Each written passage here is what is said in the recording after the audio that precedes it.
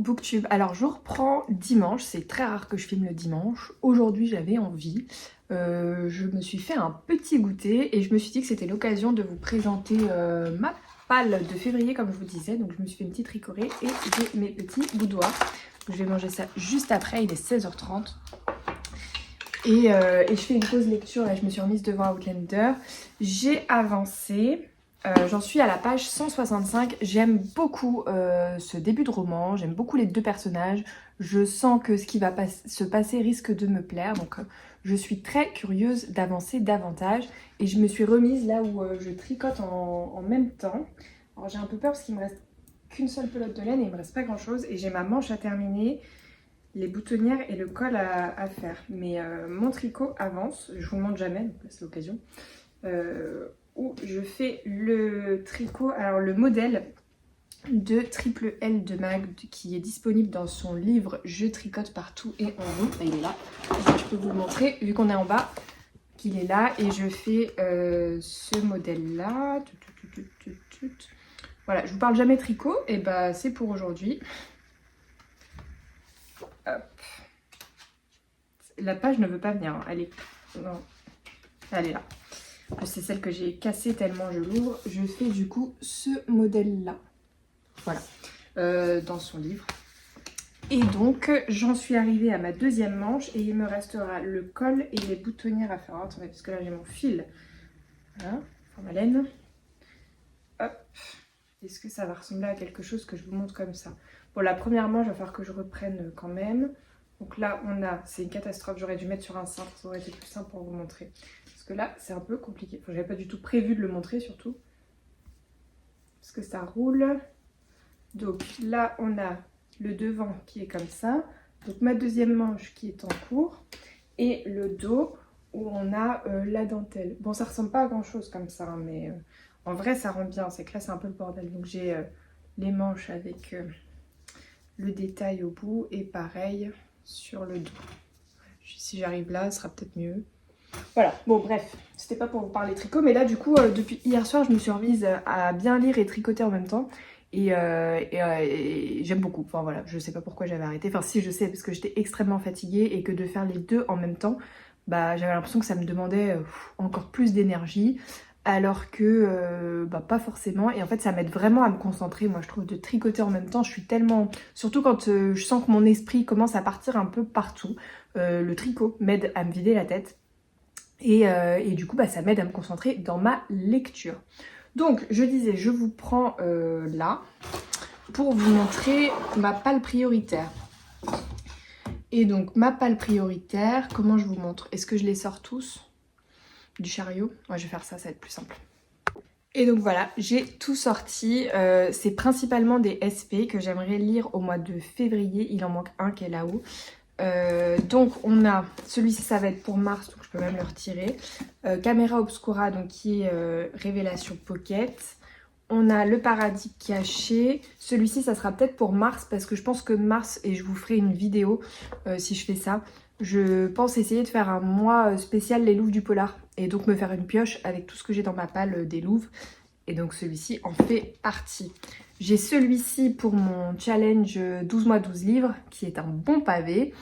Celui-ci je pense que je ferai moitié audio, moitié papier parce que les Lucinda Riley ici prêtent bien. Donc écoutez, ça sera peut-être le week-end prochain, peut-être pas. Enfin je sais pas du tout comment, ce que je vais pouvoir lire cette semaine, donc je ne m'avance pas, voilà. J'ai celui-ci pour un événement que j'ai du coup normalement jeudi, que j'ai pas encore commencé parce que en fait je voulais lire celui-là à la base et en même temps Westwell me tentait énormément et ça je le lis pour mon book club des pages parisiennes où le thème ce mois-ci c'est les différentes formes de l'amour. Et donc moi j'ai pris Westwell qui me tentait depuis longtemps. Je l'ai acheté début janvier ou fin décembre, je ne sais plus. Donc depuis que je l'avais acheté, je voulais absolument le sortir rapidement. Le tome 2 sort ce mois-ci. Donc voilà, c'était le moment. Et en fait, j'avais besoin, là, avec les lectures de la semaine précédente, où j'ai lu, du coup, La plus jolie fin du monde, où j'ai eu du mal à me mettre dedans, et Le bateau blanc, qui était assez mitigé pour moi. J'avais besoin d'un truc où j'étais sûre. Donc je suis partie dans Westwell, et après, je tenterai celui-là. Ensuite, j'ai mon Shari Lapena. Je Je me suis mis un coup dans la bouche. Donc j'ai mon Charlie Lapna. Après j'ai mis le Mera, mais en vrai le Mera ce sera pas dans les priorités parce que comme je vous disais je ne l'ai pas demandé. Ensuite j'ai mis le Kate Middleton, j'ai les Renaissances d'Agnès Martin-Lugan, il y en a hein, et c'est des pavés hein, putain. J'ai le Chemin de nos rêves, hop, et j'ai Ici et maintenant pour conclure dans les pavés. Voilà, donc j'ai une palle là qui est quand même assez conséquente pour février. J'en ai combien? 2, 4, 5, 6, 7, 8. Celui-là, je ne le compte pas, 9, 10. J'en ai 10 et on est le 9, je crois, février. Je sais pas si c'est jouable de lire tout ça. Et j'en attends encore parce que j'ai pas reçu les romans du livre de poche. Et il m'en reste 2 ou 3 à recevoir de Michel Lafon. Je sais plus ce que j'ai demandé. Je réfléchis. Non, bah du coup j'ai reçu Agnès, donc peut-être 1 ou 2 plutôt. Je ne sais plus. Là j'arrive plus à visualiser mon tableau. Mais voilà. En tout cas, c'est que des romans qui me tentent, hein, donc voilà. Mais beaucoup de pavés. En fait, je me rends vraiment compte que là, ce mois-ci, c'est le mois du pavé, quoi. Parce que du coup, j'ai lu Matrice, qui était quand même pas petit. 1, 2, 3... Je peux compter ma lecture en cours. 4, 5, 6. J'ai 6 pavés quand même conséquents. Dans celui-là, je sais plus combien de pages il fait. Presque 1000 ou pas? Ou 700? Non, on est sur les 700, presque 800. Presque 800 quoi celui-là. Donc, et le Lucinda Riley, c'est pareil. Donc on est sur du conséquent pour le mois de février. Donc écoutez, voilà. Mais j'ai très très hâte de découvrir tout ça. En tout cas là, je suis très contente d'enfin avoir une bonne lecture. J'en avais discuté avec Magda juste avant de débuter. Et elle m'a convaincue de commencer Westwell. Donc écoutez, c'est ce que j'ai fait. Je le finirai pas aujourd'hui, c'est sûr, parce que j'avais envie de regarder Outlander en plus, parce que là j'en suis arrivée à la saison 3, au milieu de la saison 3, et je me rends compte, c'est ma saison préférée, et j'aime beaucoup. Pour ceux qui l'ont vu, je ne dirais pas, mais là on est enfin sur le moment qu'on attend tout le long de la saison 3, donc j'ai envie de regarder ça aussi. Voilà. Mais je suis très contente, et si je pouvais arriver, allez, je suis à la page 160... 300, si j'arrive à lire 300 pages, il m'en restera 200, il est terminé demain, et comme ça, demain, enfin mardi plutôt du coup, parce que demain je n'aurai pas le temps de lire beaucoup plus de 200 pages avec le boulot, je commencerai le Sandrine Cohen. Voilà pour mes petits updates, je passais juste très rapidement comme ça en mode petit dimanche cocooning du canapé, et puis c'est tout. Et bien écoutez, je vous reprends du coup très certainement demain, parce qu'aujourd'hui je ne pense pas. Voilà. Du coup, je vous montre sur mon petit chariot, ça ressemble un peu à ça. Ma palle prioritaire, c'est sur le tiroir du milieu, on va dire au-dessus. C'est un peu bordel avec mes carnets. Enfin, même plus, il n'y a plus mes carnets, mais c'est mes trucs en cours, mes petits signettes qui sont là avec mes... Comment on appelle ça? Mes... Stabilo, pardon, et puis là en bas j'ai mis le challenge 12 mois 12 livres, et derrière c'est les cadeaux d'anniversaire qui là comme j'ai bougé sont tombés, faut que je les remette avant qu'ils prennent une mauvaise forme.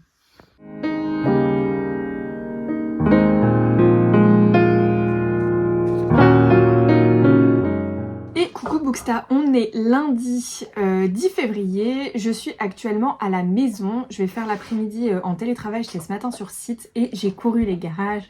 Ce midi, j'ai été rendre ma voiture de location, récupérer la mienne qui n'est pas réparée mais qui était roulable pour la ramener, donc je l'ai ramenée, comme ça c'est un tracas de moins. Je suis tout de même à pied, enfin la mienne peut rouler mais je peux juste aller faire des courses quoi, c'est un peu dangereux parce que donc il y a un vrai problème sur le moteur qui nécessite beaucoup de réparations que je ne ferai pas. Voilà, bref. Je vous reprends du coup rapidement là parce que journée course hein, j'avais une petite réception dans ma boîte aux lettres en rentrant. Puis pour m'énerver alors que j'étais pressée, j'ai un voisin qui a foutu plein de trucs sur ma place de parking. Donc comme ça, j'ai encore perdu 10 minutes le temps que... Parce que monsieur, lui, n'était pas pressé du fait de libérer ma place. En plus, c'est un garage, enfin c'est vraiment devant mon entrée quoi. Le gars, il a posé sa affaire là, il était content, voilà. Bref.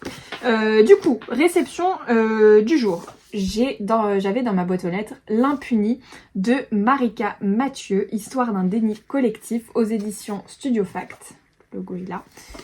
Roman assez court. Alors c'est même pas, on peut pas vraiment le qualifier de roman. Je sais pas si on met en document, témoignage. Alors, donc ça c'est un petit mot de l'autrice. Pour contribuer, je l'espère, au combat contre le silence et les ombres et donner au procès de le Squarneck la hauteur de celui de Margot. De Mazo, pardon. Je vous ai dit, moi j'ai beaucoup de mal à lire les écritures. Avec toute mon amitié, Marika Mathieu. Donc c'est sur un petit papier du livre. Alors du coup, je vais aller chercher. Je pensais qu'il y avait le document du coup. L'Impuni.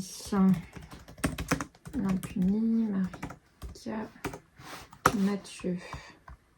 Et alors j'ai vu que dans un de mes vlogs je vous ai dit une bêtise, mais en fait c'est parce que j'étais sur Babelio et la mauvaise information venait de Babelio. C'est sur le roman de Mera Édition, il n'est pas sorti. En fait sur Babelio il me mettait janvier, mais pas du tout, il sort le 13 février, Échec et mat. J'ai vu ça ensuite sur les stories de certaines qui parlaient du 13 février je crois. Bon là j'ai que un lien Amazon. Qu'est-ce qu'on me dit sur Amazon? Il est sorti, oui il est sorti, je suis bête parce qu'il y en a qui l'ont acheté. Donc il est sorti le 24 janvier. Il est au prix de 20 € et il fait 336 pages. Donc c'est une histoire difficile. Donc elle parle de procès là justement, mais je vais vous lire le résumé. Comme ça, vous allez mieux comprendre. Et alors, âme sensible s'abstenir, hein, moi on m'a prévenu que c'est un récit très très dur. Et qui parle d'une histoire judiciaire très complexe et difficile. Ce livre n'est pas l'histoire d'un homme, même si ce médecin, Joël Le Squarneck, est à l'origine de la plus importante affaire de la pédocriminalité jamais jugée en France. C'est l'histoire de celles et ceux qui ne l'ont pas arrêté et dont les agissements ne feront l'objet d'aucun procès. Avec les armes de la littérature du réel, l'Impuni tente de mettre des mots sur ce qui ne se raconte jamais, sur ce qui se tait au lieu de hurler, sur ce qui fait semblant de dormir, pour comprendre où ça commence, pourquoi ça passe, jusqu'où ça ira si nous continuons ensemble à nourrir l'impunité au lieu de nous dresser contre elle. C'est le libre récit d'une enquête sur tout ce qui nous échappe face à la déferlante, mais où se tient pourtant l'espoir de notre insurrection. Marika Mathieu est une autrice et réalisatrice, Elle travaille depuis des années sur la libération de la parole et a co-réalisé la série documentaire Outro, un cauchemar français, diffusée sur Netflix. Justement, cette série, je l'avais mise dans ma wishlist là, sur Netflix, des choses à regarder. Donc je le ferai très certainement juste après avoir lu ce roman. Enfin ce roman, c'est pas un roman, je sais pas comment on peut le qualifier, c'est témoignage ou... C'est pas vraiment un témoignage. C'est une enquête, je pense, enquête, document. Mais moi en tout cas, rien que là, les quelques lignes qu'on nous en dit, ça m'intrigue énormément. J'en avais discuté avec la maison d'édition quand on avait été dans leurs locaux, je sais plus quand. Oh là là, décembre, c'était au mois de décembre je crois. Fin novembre ou début décembre, il pleuvait des cordes, encore pire qu'aujourd'hui. J'avais jamais été autant trempée à Paris. Et donc du coup, ouais, ce roman-là, ce roman, je suis désolée, je reprends mes esprits là. Donc ce récit, on va dire ça, me tente énormément depuis qu'on nous en a parlé à ce moment-là. Je pense qu'il est nécessaire. Il va me faire penser un peu à Sambre, je pense, dans un domaine différent, mais sur un récit en tout cas quasi journalistique. Sambre, c'était une journaliste, là c'est pas le cas, mais en tout cas sur une histoire extrêmement documentée, etc. Et comme le dit la 4e de couverture, il est nécessaire d'en parler et de comprendre, et surtout sur les personnes qui se taisent. Là, je pense que ça peut être très intéressant, et c'est un point de vue qui m'intéresse et qui peut être très bien s'il est bien mené, et j'ai pas trop de doutes sur la question. Donc voilà, il rentre dans ma palle prioritaire de février que je vous ai montré hier. Ensuite, je suis toujours dans Westwell. Donc le tome 1, le tome 2 est à paraître à la fin du mois, je pense que je me le procurerai rapidement. Je me demande comment est-ce qu'on va terminer ce tome 1, si justement, est-ce qu'on sera sur un cliffhanger de ouf, je pense, parce que je viens de me souvenir de ce qu'avait mis Magda dans sa story quand elle l'a terminé, genre en mode « et on doit attendre jusque février !» donc je suis assez curieuse de comment ça va se terminer pour nos deux personnages. C'est vraiment un mélange, et c'est ce que j'avais entendu, mais honnêtement on peut pas mieux le décrire que ça, un mélange de Gossip Girl et Roméo et Juliette. Gossip Girl pour l'ambiance, le côté riche, etc.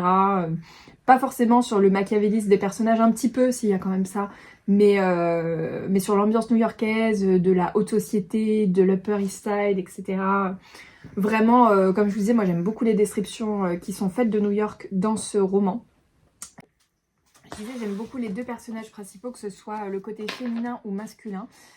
Donc on a Jessia et Elena, qui sont dans des familles complètement rivales. Et en plus, ils ont un très lourd passif. Leurs frères et sœurs respectifs ayant eu une histoire également, et on a découlé des choses assez dramatiques. Voilà, donc on a Elena qui revient d'Angleterre à New York pour essayer justement d'innocenter sa sœur sur certaines choses qui ont été dites dans les médias, et on a Jessia qui ne veut pas faire partie de cette haute société, enfin il en fait partie, mais c'est pas son but de reprendre l'entreprise familiale, etc. Et puis bien évidemment qu'il va y avoir un rapprochement, et que voilà. En tout cas j'aime beaucoup, c'est très slow burn comme j'aime bien, on est sur du enemies to lovers. C'est quoi d'autre les tropes? J'ai pensé à quoi hier? Je ne sais plus, mais en tout cas voilà, j'aime énormément cette histoire. Moi je trouve ça très sympa. C'est pas ma romance préférée, mais en tout cas je trouve que c'est très bien, c'est assez bien écrit. Bon, il y a un petit truc qui m'a fait lever les yeux aussi à un moment donné, j'ai envie de dire qu'est-ce que ça fout là? Ça m'a sorti de ma lecture en fait, et je me suis dit mais pourquoi ce haha sur un truc, enfin j'ai pas compris. Bref.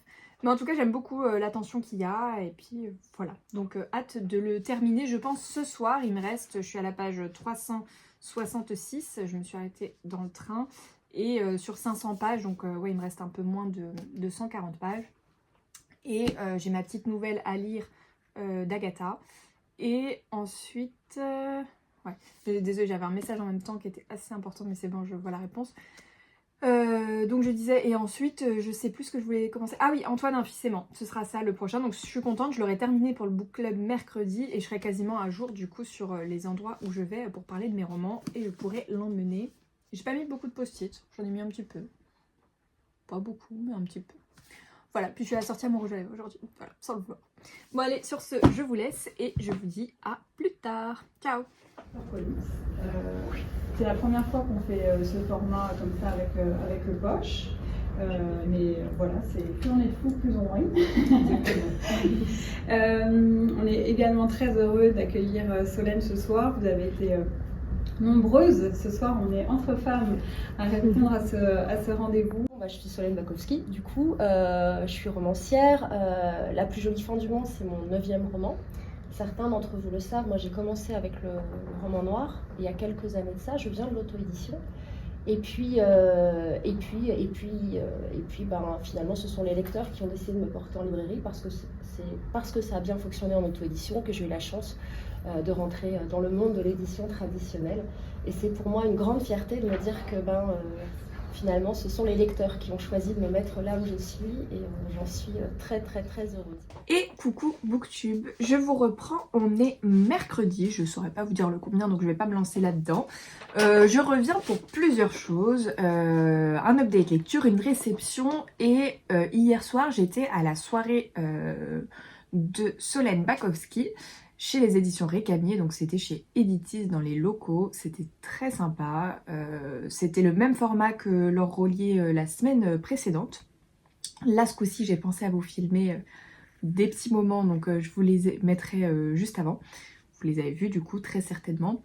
Alors ce moment-là c'était toujours un échange en fait où l'autrice nous explique du coup son roman, notamment celui-ci. Elle nous a parlé du précédent, Ce que je n'ai pas su, si je ne dis pas de bêtises. Oui, c'est ça, Ce que je n'ai pas su, qui est paru en 2023 et qui là du coup sort en poche. Mais on a surtout parlé de celui-ci bien évidemment, qui est sur, donc je vous en ai parlé je crois en début de vlog, vu que je vous ai dit ce que moi j'en avais ressenti, sur Gaëlle et Yann, une petite fille et sa grand-mère qui l'accompagnent dans sa fin de vie.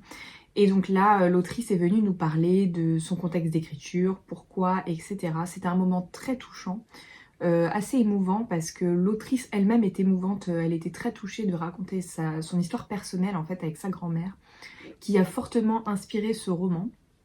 Et du coup c'était très intéressant de connaître un peu plus ce qui a guidé ce roman, et elle disait que en fait ce qu'elle a vécu avec sa grand-mère Elle avait peur de l'oublier un jour, ce passage de vie à la fin de vie, quoi. Et du coup, elle s'est dit, pour l'immortaliser, pour savoir que j'ai vécu ça, que mon esprit ne le transforme pas, elle en a fait un roman. Voilà, donc c'était un moment très très touchant. Et du coup, moi j'en reviens à... J'aurais aimé ressentir énormément d'émotions. Vu en plus comment l'autrice en parle, elle dégageait tellement d'émotions que je suis vraiment sur ma faim, entre guillemets, de ne pas avoir ressenti ces émotions-là avec ce roman. Mais moi, je pense que c'est vraiment la construction que je comprends. Le pourquoi du comment, je comprends totalement. Mais la construction, elle m'a un peu perdue. Et c'est ce qui m'a fait que j'ai été moins immergée dans l'histoire que ce que j'aurais aimé. Parce que la plume, pour le coup, ma plume, c'est vraiment la manière de construire et d'amener les choses, moi, qui m'a un peu perturbée. Mais par exemple, il y avait des lecteurs hier qui l'ont lu et qui ont été transportés aux larmes avec ce roman. Donc c'est vraiment moi qui voilà, n'ai pas été aussi embarquée que je l'aurais aimé. Voilà pour Solène. Ensuite, pour mon update lecture, j'ai terminé, alors pas hier du coup, avant-hier, mais je suis pas repassée, Westwell, donc le tome 1. J'ai adoré cette histoire. Donc on est vraiment sur une histoire à la Roméo et Juliette et Gossip Girl. Enfin vraiment c'est l'ambiance Gossip Girl avec un amour à la Roméo et Juliette. Impossible, que tout oppose leur famille, leur passé. Et c'est vraiment très très slow burn. Ça j'ai beaucoup aimé parce que les choses prennent leur temps. Il y a des scènes qui sont hyper chouettes. Pour ceux qui l'ont lu, je pense notamment à la scène de boxe, enfin dans le club de boxe, moi que j'ai beaucoup aimé, je trouvais ça très drôle et très sympa et un peu girl power qui était très chouette. Voilà, je me suis beaucoup attachée aux deux personnages, que ce soit Elena comme Jessia. J'ai hâte de savoir ce qui va en être pour la suite parce que on a comment on appelle ça, ce cliffhanger à la fin qui, je m'en doutais que ça allait être ça en fait la fin, qu'on n'allait pas avoir ce qu'on veut, très clairement. Puis il y a 3 tomes, donc j'ai regardé le tome 1, enfin le tome 2, pardon. Bien évidemment, c'est la suite. Le tome 3, il n'y avait rien d'écrit, je crois. Parce que parfois, en romance, on ne suit pas forcément les mêmes personnages d'un tome à l'autre. Là, je pense que ça va être le cas pour les 3 tomes. En tout cas, les couves sont très belles. Hein. Le tome 2, c'est le même style en bleu, et le tome 3, c'est orange. Et je me dis ça va être très joli dans la bibliothèque. Moi je suis très contente. Je trouve que vraiment il y a un vrai effort de la part de Nox. Du coup, tiens, je vais même laisser mon petit dedans. Sur les couvertures à rabat et tout, moi je les trouve vraiment, vraiment top. Et on a la même chose à l'arrière. Je vais y arriver comme ça. Petite page qui est collée. Voilà. Je vais pas y arriver. Je suis en lévitation là. Voilà. Mais je trouve que vraiment... Puis j'aime beaucoup la matière qui est pas glossy et qui n'est pas... vous savez, les trucs un peu soft là. Parce que ça, ce qui est chiant, c'est que ça marque sur le livre. Voilà, donc l'objet livre, déjà, je trouve que la maison a fait un très bel effort. C'est un beau lancement, en tout cas avec ce roman. Donc très curieuse de découvrir la suite. Et je vais m'acheter en même temps... J'attends qu'il sorte en fait, parce que moi les précommandes... ça se passe jamais très bien, donc je précommande pas le tome 2, mais je le commanderai à sa sortie et j'achèterai très certainement Black Venus en même temps, qui me tente bien. Donc voilà, ça je vais pas remettre dedans. Voilà, je vous recommande si vous cherchez une romance slow burn, Enemies to Lovers, qui prend vraiment son temps et avec des personnages quand même approfondis et qui se passe à New York. Ça c'était hyper chouette d'y retourner du coup un mois et quelques après. Et voilà. Et ensuite, hier soir, j'avais une petite réception dans ma boîte aux lettres, mais vraiment toute petite. Il était comme ça et je me suis dit, et tout fin en fait. Je me suis dit, mais qu'est-ce que c'est? Je vois Michel Lafon, je me dis, bah non, c'est pas ça. Et j'avais complètement oublié en fait, enfin que c'était un poche. J'avais demandé haute couture de Colette Massier avec une préface d'Inès de la Fressange. Et en fait, je l'avais repéré, c'est pas du tout le style que je lis habituellement, mais... ça m'intéressait plutôt pas mal. Donc je me suis dit, il est court, tentons, voilà. Je vous lis le résumé qui, moi, m'a tenté. Coco Chanel, Anna Emory, Karl Lagerfeld, Monsieur de Givenchy, Yves Saint Laurent, Galliano. Colette Massier a tout simplement été l'indispensable couturière des plus grands créateurs. Petite main à 14 ans, premier atelier à 30, sa vie a épousé tous les méandres et succès de la haute couture française. Génie et travers, faste et décadence, elle en connaît les moindres secrets. À force de talent et de travail, mais aussi parce qu'elle a osé rêver, Madame Colette s'est taillé un destin extraordinaire. Splendeur, drame et folie, les coulisses de la haute couture. Et ben moi, ça m'intrigue beaucoup d'en apprendre un peu plus sur un milieu que je connais pas. Donc écoutez, puis le résumé a l'air chouette. Il n'y a pas de chapitre. C'est écrit quand même assez gros. Préface pour Colette, donc avec Inès, ça c'est celle d'Inès de la Fressange, dont j'entends parler depuis mon enfance, bien évidemment. Parce qu'il y a une Inès connue, et bah faut qu'on me la ressorte à toutes les sauces. Avant-première, ça doit être là. Donc ça commence page... Non, même pas. C'est le chapitre 2. Ah, donc non, il y a des chapitres. Attendez. Je reviens. Aïe, aïe, aïe, j'arrive pas. J'arrive pas à trouver ce que je veux. Décidément. Non, c'est que la préface, ça fait que 3 pages. Donc ça commence page 15 et il fait 210 pages à peu près. Donc il est vraiment très court. C'est écrit quand même assez gros. Donc je pense que ça va se lire assez vite. Pareil, je me le calerai soit en deuxième lecture, soit je le lirai sur un dimanche après-midi, je pense, assez rapidement. Voilà. Et ensuite, donc hier, j'ai débuté Antoine un fils aimant de Sandrine Cohen. Je suis à la page 64, il en fait 380. J'aime bien, alors c'est pas pour tout le monde, niveau de la plume, parce que c'est assez cru, c'est quand même assez vulgaire. Moi ça ne me gêne pas, dans le contexte dans lequel on est. En fait c'est pas vulgaire pour être vulgaire je trouve, c'est vulgaire pour dégager les traits d'un personnage. Enfin je trouve que c'est plutôt comme ça, un certain pan de la société, une population... Voilà. Et donc ça, je rencontre l'autrice demain soir. Donc j'ai hâte de poser plein de questions pour le coup parce que là, il y a plusieurs choses qui m'interpellent. Donc déjà, cette écriture assez clivante, j'ai envie de dire. Donc est-ce que c'est un choix réel de sa part? Est-ce que c'est sa manière d'être? Ou est-ce qu'elle s'est adaptée pour ce roman-là à ce type d'écriture? Et ensuite, il n'y a pas de chapitre, pas du tout. Et moi qui aime bien les chapitres courts, bah là, on n'en a pas du tout. Donc, c'est une lecture assez dense, mais qui se lit bien, moi, je trouve. Enfin, c'est pas... Comment dire? On n'a pas l'impression d'avancer très vite, mais ça se lit assez facilement. Moi, j'aime beaucoup la plume, en tout cas. C'est des phrases assez courtes. Il y a quelques dialogues, mais pas énormément, parce qu'on a quand même pas mal de double pages comme ça, donc assez dense. Mais je trouve que ça se lit bien. Donc on est avec Antoine qui a assassiné son père et la grande question c'est est-ce que c'est un accident ou pas. Donc on va suivre Clélia Rivoire qui est en charge du dossier, enquêtrice de personnalité, ils disent. Son travail, retracer la trajectoire de vie du prévenu, comprendre les raisons et de son passage à l'acte et apporter des pièces au dossier en vue du procès. Je vous lis pas toute la 4e, mais là ça explique quand même plutôt bien son rôle. Et donc Clélia Rivoire, c'est un personnage récurrent qui était déjà dans le roman Rosine, une criminelle ordinaire. Celui-ci je l'ai pas lu, je pensais que ça pouvait se lire indépendamment. Ça peut quand même se lire indépendamment, mais il y a énormément de références à Rosine, là dans le début de ce tome 1, donc sur l'affaire précédente. Mais voilà, en tout cas, elle, c'est un personnage quand même assez brut de décoffrage, du coup, ce qui fait que voilà, il y a des choses assez, par moments, vulgaires. Elle vit à 100 à l'heure et dans toutes sortes de choses qui amènent de l'adrénaline, dirons-nous. Et voilà. En tout cas, moi, le début me plaît bien. Je suis assez curieuse justement de comprendre pourquoi, parce qu'en fait, c'est vraiment la démarche et la construction de comprendre pourquoi il a tué son père. Est-ce que réellement c'est un accident ou pas? C'est énormément de questions. Elle dresse un profil qui est très intéressant. Enfin, donc moi pour l'instant, ces 60 premières pages, j'aime beaucoup. Donc voilà.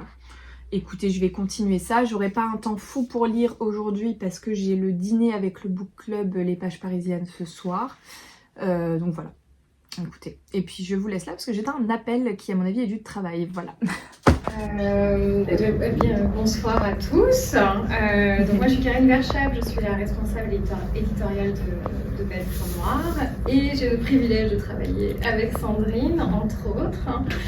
Et Sandrine, je pense que, sûrement comme vous, je l'ai découverte avec Rosine, une criminelle ordinaire qui m'a beaucoup frappé à l'époque.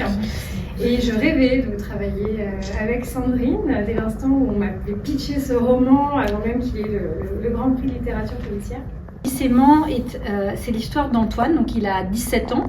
Ça commence très bien dans une banlieue de l'ouest parisien, UP, Meudon. Voilà, il est très bon élève. Il a un père, Xavier Durand, une mère, Cybèle Durand, une petite fille, Mélissa Durand, et tout va bien. Sauf qu'un jour, un dimanche, il prend la carabine de son père à un retour de chasse. Et un peu par défi, un peu par jeu, un peu par provocation, il vise son père. Et il tire. Et la carabine est chargée. Donc évidemment, son père meurt sur le coup. C'est le drame. La famille s'effondre d'une certaine manière, puisque de toute façon, il manque un pilier. Donc une table à 4 pieds, eh bien, à 3 pieds, elle ne tient plus. Antoine est immédiatement déféré à Porcheville, qui est un centre pour mineurs qui ont commis un crime. Et il ne dit pas grand-chose, à part c'est un accident. Non, mais je vois tant qu'il y a de l'amour, c'est l'histoire d'une fratrie. Et il faut que je vais prendre un temps. J'ai 4 frères et sœurs.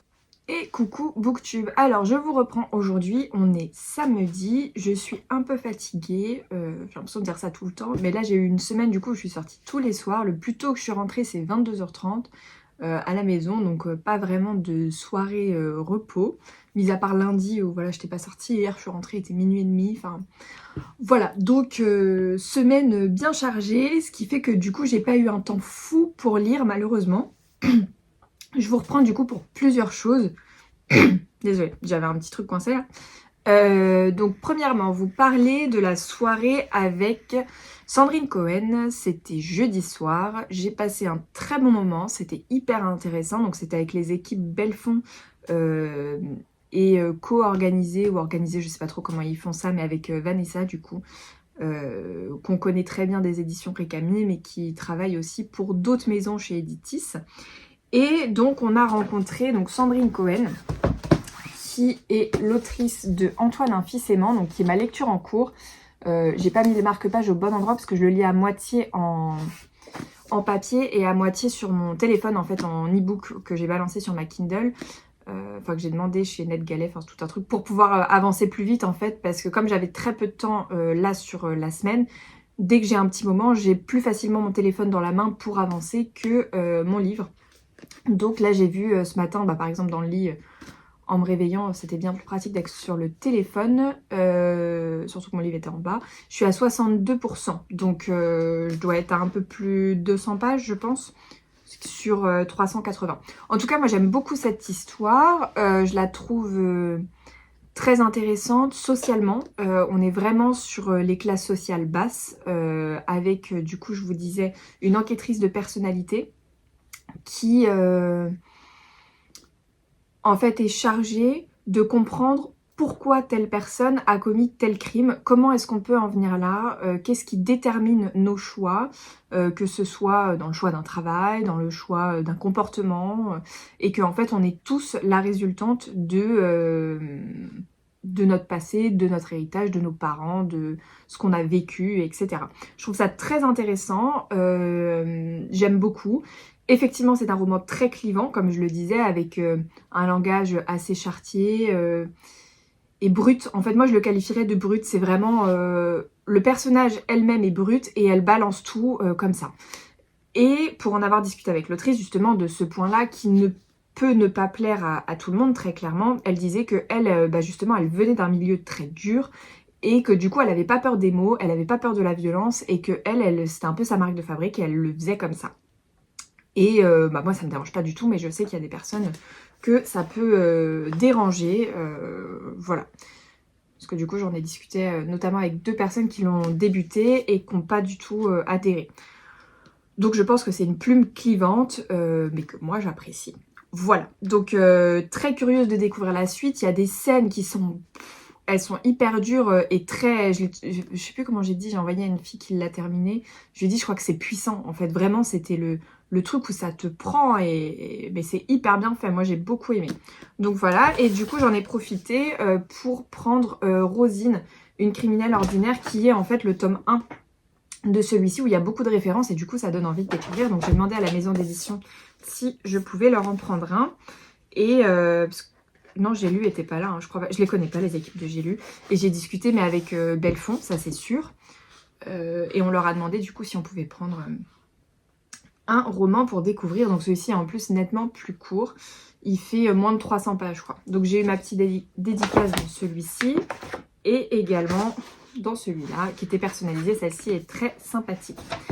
Et on a eu, alors je pensais avoir pris la brochure, mais comme quoi je suis vraiment nulle. En fait, je pense que je l'ai enlevée pour que l'autrice fasse la dédicace, parce que je l'avais mise ici dans le livre, enfin vraiment au tout début, et j'ai dû l'enlever et pas la remettre après. Mais donc en fait, Belfond lance leur club de lecture Belfond Noir, et du coup, il disait, enfin voilà, il faut envoyer un mail. Et si vous êtes intéressé pour faire partie du club de lecture, voici les avantages, ce qu'on propose, recevoir les livres en avant-première, des fois des choix sur les couvertures, je crois qu'il y avait, s'il n'y a pas de rencontre avec les auteurs, des visios, etc. Donc je pense que ça peut être hyper intéressant sur leur prochaine parution. Donc écoutez, je n'ai plus la brochure, mais je l'ai en photo dans mon téléphone. Désolée, j'ai un truc là ce matin, ah c'est horrible. Du coup, voilà, très curieuse de découvrir la suite. Et puis de savoir ce que Belfond nous réserve pour 2025, parce que je pense que ça peut être très intéressant. Et du coup, c'est une manière aussi de mettre en lumière leur roman catégorie noire. Voilà. Et d'ailleurs, il y en a qui disaient pendant l'événement que c'était plutôt un roman noir et sociétal, davantage qu'un thriller ou polar. Enfin, vraiment, oui, je trouve qu'on est très très dans la psychologie. Enfin, après, enquêtrice de personnalité, donc forcément, c'est très psychologique, je trouve... Voilà. En tout cas, moi, j'aime beaucoup cette manière de procéder. Après, comme je dis, la plume, effectivement, ne peut peut-être pas convenir à tout le monde avec un personnage aussi clivant. Voilà, du coup, pour mes deux Sandrine Cohen, qui est d'ailleurs très sympa. Ensuite, de quoi je vous parle? Alors, j'avais une réception dans la boîte aux lettres. Je l'ai pas reçue hier, je l'ai reçue jeudi. Qui me vient des éditions L'Archipel, mettre ça là. Et donc j'ai reçu, hop, à l'endroit c'est mieux, Dans cette vie et la suivante de Léa Volem, que je trouve très beau. J'aime beaucoup ce jaune et la couverture. Et donc il va compléter ma collection Instant Suspendu. Je ne sais pas quand est-ce qu'il est à paraître et je n'ai pas mon PC d'allumé. Il faudra que je pense au montage à vous le glisser. Faut que j'y pense. Mais je vais essayer. Et voilà, donc j'ai lu un roman de Léa Volem qui est Motus et cœur cousu. J'ai Dans mon sang la grenade dans ma palle. Et celui-ci, je pense que je vais le lire assez rapidement. J'adore vraiment la collection Instant Suspendu, enfin l'effort qui est fait sur les romans, etc. Je trouve ça vraiment super. Et je trouve que la police d'écriture, pareil, elle est plutôt grosse, agréable, etc. Donc voilà. Je vous lis la 4e de couverture. Tu es morte. Quand tu dis morte, tu veux dire quoi exactement? C'est en se rendant chez son médecin que Léonie apprend sa mort administrative. Aux yeux de la société, elle n'existe plus. En pleine période de deuil amoureux, Léonie ne s'imaginait pas vivre pire. Et pourtant, alors qu'elle se confie à Alma, serveuse dans son salon de thé préféré, elle découvre l'existence d'un groupe de soutien, l'association des morts toujours vivants. À ces groupes de parole, elle retrouve Alma et fait la connaissance de Guy, plus à l'aise dans la réparation d'objets électriques que dans les relations sociales. Entre recherche de soi, dépassement de ses peurs et connaissance de l'autre, Léonie, Alma et Guy s'entraîneront pour revenir à la vie. Je trouve ça hyper original comme idée, ça m'intéresse beaucoup. On l'a reçu dédicacé. Et voilà, du coup, ce sera une de mes prochaines lectures, pardon. Là, du coup, je vais terminer programme du week-end. Terminer celui-ci, terminer Idylle Fatale, il est en bas, je l'ai pas là, il me reste 3 nouvelles, je suis en retard, j'aurais dû le terminer hier. Mais en fait, comme j'avais peu de temps et que je voulais rencontrer l'autrice, j'ai avancé celui-ci un maximum. Du coup, j'avais laissé les nouvelles de côté. Donc terminer ça, je vais commencer en audio Les 7 sœurs. Enfin, j'ai écouté le premier chapitre là ce matin. Et comme j'ai un peu de route, je vais écouter un peu dessus. Je rends officiellement ma voiture aujourd'hui et pendant 2 semaines ensuite, je serai à pied. Je suis ravie. Et normalement, je récupère dans 2 semaines la voiture à la concession, la nouvelle. Voilà, donc je disais, donc ce livre-là, Une idylle fatale, Commencer les 7 sœurs, et je pense qu'ensuite je vais lire le Agnès Martin-Lugan parce que du coup je la rencontre la semaine prochaine. Voilà. Et en dernier, je vous parle de Mon cœur a déménagé de Michel Bussy, que j'ai écouté en audio, terminé ce matin. J'ai beaucoup aimé ce roman, honnêtement, je vais pas dire que ça me réconcilie avec Michel Bussy parce que j'étais pas fâchée, mais en fait je pense que je fais, comme tous on fait des associations des fois qu'on ne devrait pas faire, et Michel Bussy je l'associe à Marc Lévy, je ne sais pas pourquoi, et j'aime pas spécialement Marc Lévy. Alors que Michel Bussy, bah, tous ceux que j'ai lus, j'en ai lu, c'est mon 4e je crois j'ai dit, 2, 3, 4, ouais c'est mon 4e celui-là, et bah j'aime beaucoup en fait, donc bah faudra que j'y retourne plus souvent. Parce que réellement, moi j'adhère totalement aux histoires qu'il propose. Là, on est avec une petite fille du coup qui assiste à la mort de sa maman et qui va tout faire pour découvrir la vérité. Est-ce que réellement c'est son père comme tout le monde pense le croire qui a assassiné sa mère ou est-ce qu'il y a quelqu'un d'autre? Et donc du coup, elle va mener une enquête pendant des années. Son père du coup en premier lieu est incarcéré, elle part en foyer et on suit vraiment toute son évolution, toute sa vie, du traumatisme qu'elle va subir pendant son enfance jusqu'à la vérité. Et j'ai trouvé ça mais vraiment hyper bien mené, c'était hyper chouette. Le personnage de Follette est très attachante, donc la petite fille.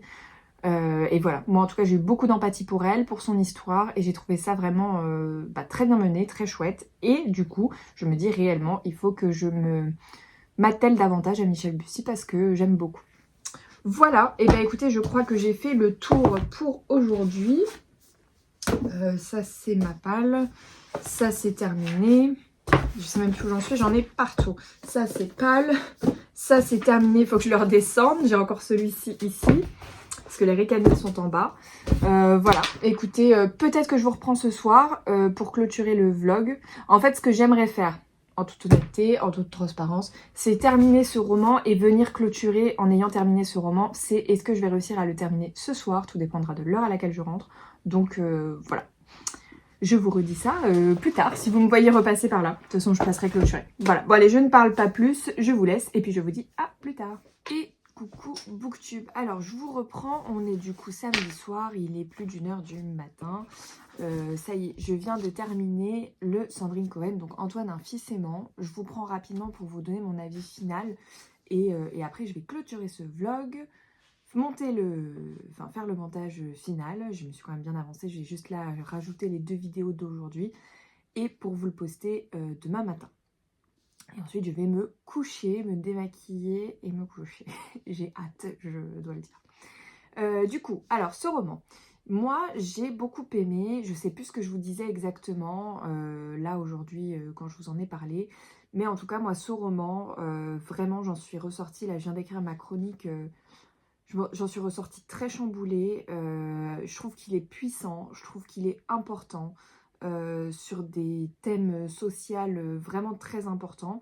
Je vais pas vous cacher que par contre, le pourquoi le fils a tiré, je m'en suis doutée juste en lisant le résumé parce que c'est quelque chose qui semble évident. Je pense pas que le roman, l'intrigue réside là-dedans. Je pense que pas du tout parce que c'est quelque chose d'assez logique. En tout cas, moi, j'ai pensé tout de suite à ça. Mais ça m'a pas du tout dérangé dans ma lecture. Je me suis dit, oui, je l'ai compris assez rapidement. Mais je trouve vraiment qu'il y a une force incroyable dans ce roman, qui est de parler de sujets importants. Alors du coup, je peux pas vous dire quoi, parce que malheureusement, ce serait spoiler un peu. Mais vraiment, j'ai trouvé que c'était très bien mené. Il y a une manière d'amener les choses. On est vraiment sur la justice française, comment ça se déroule. On est sur, condamnation, pourquoi, comment ça se passe, on nous parle d'un procès. Voilà, j'ai trouvé que tout ça était extrêmement bien mené. Juste petit bémol pour moi, après c'est pas incroyable, hein, et c'est peut-être parce que j'ai eu moins de temps cette semaine, mais j'ai trouvé qu'il y avait quand même quelques petites longueurs. Pas énormes, hein, mais on aurait peut-être pu enlever quelques éléments pour dynamiser un peu plus, enfin pas dynamiser, parce que le roman était dynamique, mais pour que ça tire moins en longueur. parce que c'est une lecture que je trouve quand même assez dense. Comme je vous disais, il n'y a pas de chapitre, il n'y a pas forcément beaucoup de dialogue, il y en a quand même pas mal, mais par moment on peut avoir donc pas de chapitre, et puis je dirais, allez, je sais pas, peut-être, si je prends là, 2, 4, ouais, il y en a quand même un peu, peut-être, ouais, max 6, 8 pages sans aucun dialogue et avec une écriture qui est quand même assez dense. Moi, la plume, je l'ai beaucoup aimée, je l'ai trouvée très visuelle, notamment sur la fin. J'avais l'impression d'être devant un film vraiment judiciaire. Je trouvais ça très très intéressant. Voilà, moi en tout cas c'est une très belle découverte. Je suis très contente de l'avoir lu et ça m'a apporté vraiment beaucoup, je trouve. Du coup, l'autrice disait que... Alors, oui, il est encore là. Donc ça, c'est le tome 1. Celui-ci, c'est le tome 2. Et elle me disait, quand j'ai fait ma dédicace, qu'en tout, il y en aurait 6 à paraître sur Rosine. Et donc avec des affaires différentes à chaque fois. Mais que par contre, elle ne les sortirait pas les 6 à la suite. Comme un peu fait Franck Tillier maintenant, où il alterne, il fait un Charcot & Bell et un one-shot. Bah là, c'est un peu ce qu'elle veut faire. Donc là, le prochain à paraître, ce sera pas un roman sur Rosine, mais autre chose. Et ensuite, elle reviendra, Rosine, n'importe quoi, sur, je suis fatiguée, désolée, sur Clélia. Ce sera dans 2 ans, du coup. Si je compte bien, si je me trompe pas, du coup, ça fait 2027 la prochaine parution. Oui, c'est ça. Ça me semble hyper éloigné, mais du coup, ça fait 2027 la prochaine parution sur Clélia Rivoire, en personnage récurrent. Et moi, en tout cas, le personnage de Clélia m'a beaucoup plu. Je me suis beaucoup attachée à elle. Je pense très clairement que c'est un personnage qui ne peut pas plaire à tout le monde parce qu'elle est très brute. Elle est très... Oui, on peut dire vulgaire. En même temps, est-ce qu'on peut la qualifier comme telle? Parce que je trouve pas forcément que ce soit de la vulgarité. Je trouve que c'est quelque chose de très... L'autrice, elle en parlait. Puis il y a eu quelques slides, si vous les regardez sur Instagram, qui sont très bien faites sur le compte de Belfond, où c'était une interview de l'autrice en fait qui explique de quel parcours elle vient, d'où est-ce qu'elle vient, et du coup ça explique beaucoup le personnage de Clélia, et moi en fait il me parle parce que je connais des personnes comme ça, et du coup ça me choque pas du tout. J'ai de l'empathie pour elle, je comprends pourquoi elle agit comme ça, et voilà. Donc j'ai beaucoup aimé ce personnage là, tout comme le personnage d'Antoine, pour lequel j'ai eu de l'empathie, donc le fils, tout comme la mère et la sœur. Voilà, enfin j'ai trouvé que les personnages étaient vraiment très réels en fait. J'ai même pas envie de dire aboutis. Oui, mais en fait pour moi c'était même plus des personnages, c'était un fait de société, et on découvrait des personnes dont on aurait pu entendre parler à la télé, d'une affaire comme ça qui arrive, un fait divers. Et voilà, donc moi j'ai trouvé ces personnages extrêmement réalistes, tout comme l'histoire. Et donc l'autrice, j'en ai pas parlé, mais elle est réalisatrice, et je pense qu'il y a ça aussi qui fait que sa plume est extrêmement visuelle par moments, et qu'on visualise les scènes, que ce soit des scènes difficiles ou des scènes de justice. Vraiment, elles sont très bien menées. Voilà, bon, écoutez, je vous laisse pour ce roman-là. En tout cas, moi, c'est une très belle découverte. Du coup, objectif demain, terminer celui-ci. Je disais, il me reste 3 nouvelles, donc écoutez, j'espère le terminer demain matin. Et de toute façon, je repasse vous parler de mes prochaines lectures la semaine prochaine, qui j'espère seront un peu plus fructueuses que cette semaine. La semaine prochaine, j'ai 2 soirs où c'est sûr je ne pourrai pas lire, et après je ne sais pas trop, donc écoutez, on verra. Mais de toute façon, je m'engage dans 2 pavés là en début de semaine, donc on verra ce que ça va donner. Ce sera peut-être pas du 3-4 livres dans la semaine du coup, mais bon, c'est comme ça, je fais ce que je peux, surtout qu'on a, enfin ce que je disais, beaucoup de pavés là qui sont sortis au mois de février. Sur ce, je vous laisse là. Merci d'avoir regardé ce vlog, si vous êtes resté jusqu'au bout.